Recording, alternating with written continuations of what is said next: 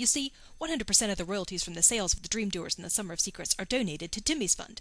Timmy's Fund is a children's charity that assists families, including my cousin's family, at West Virginia University Children's Hospital who are currently battling childhood cancer. Here's why I donate all the royalties. Alex and Tyler, the main characters in the story, are healthy young adults. Because they're healthy, they're able to chase their dreams and become champion dream doers, just like the contestants in the Children Ninja Champions telecontest. But some children, like my cousin's little girl, aren't as fortunate as Alex and Tyler. They have to fight to survive every day as they battle childhood cancer. Their big dream is to live. So they need help, hope, and encouragement every day, especially from their parents. And what better way to get help, hope, and encouragement for the entire family than by getting a gift packet from Timmy's Fund every time they have to visit the infusion clinic? The infusion clinic at the hospital is not a fun place to go. This is the place the kids receive chemotherapy, have their blood counts done, or need to see the doctor for a checkup. Just driving to the clinic and paying for food on those days can start to get real expensive real fast. And having to spend lots of money on those little important things adds to the stress of having to get the actual medical treatment. That's why Timmy's Fund gives each family a gift packet on each visit to the infusion clinic. The packet includes things like a gas card, a local area restaurant gift card or coupon for lunch, and some cash to help supplement the trip for that day. The goal of the gift packet is to pay for the entire trip to the hospital, that day of the treatment. When the parents don't have to worry about the day-to-day non-medical expenses during cancer treatment, they have less stress, more hope, and more energy to give to their sick child. That helps the entire family gain the hope they need to make it through another day. You're probably wondering why Timmy's Fund. Well, a few months ago, my cousin's 5-year-old daughter was diagnosed with leukemia. She lives in West Virginia and goes to the infusion clinic at WVU Children's Hospital for treatment. Every time she goes in for a treatment, she receives a gift packet from Timmy's Fund. Since they're helping my family, I want to support them and help fund their gift packets. But that's not all Timmy's Fund does.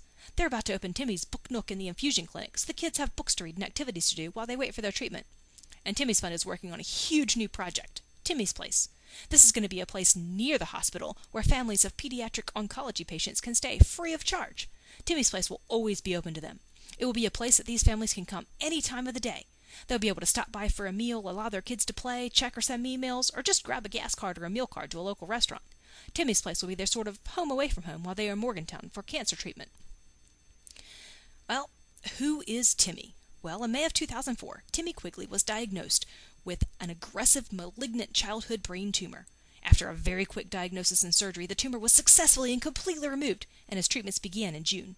Timmy underwent 4 rounds of intense chemotherapy. During his treatments, he and his family spent most of the time in the hospital. Because he was so young and because high doses of chemo were necessary to treat his disease, the treatments were very hard on him. As tough as the chemo treatments were, he made it through successfully. But before he started his radiation therapy, one of his tests came back positive for cancer cells that were found in his spinal fluid. This meant that he wouldn't be able to survive because radiation to his brain and spinal cord, which would have cured the cancer, would have caused massive amounts of brain damage. It also would have caused multiple physical and developmental problems. Because of his age, there were no realistic medical options left. The doctors discovered the cancer had come back in the form of cells in spinal fluid in October, and Timmy died shortly after that in December of 2004. So what better way to honor his memory 5 years later than by supporting Timmy's Fund through book sales in December of 2009? Timmy's parents started Timmy's Fund in 2007 because they wanted to carry on Timmy's name, give hope where there is no hope, and pass on the peace they experienced in a time of desperation. Their goal is that Timmy's Life and Timmy's Fund will not only help families that are struggling with the financial stress of childhood cancer, but will give these families hope and peace and help them see that there is so much good in the world, even through the worst of times. Above and beyond anything else, they want to provide families the financial support needed to get through their tough time together as a family.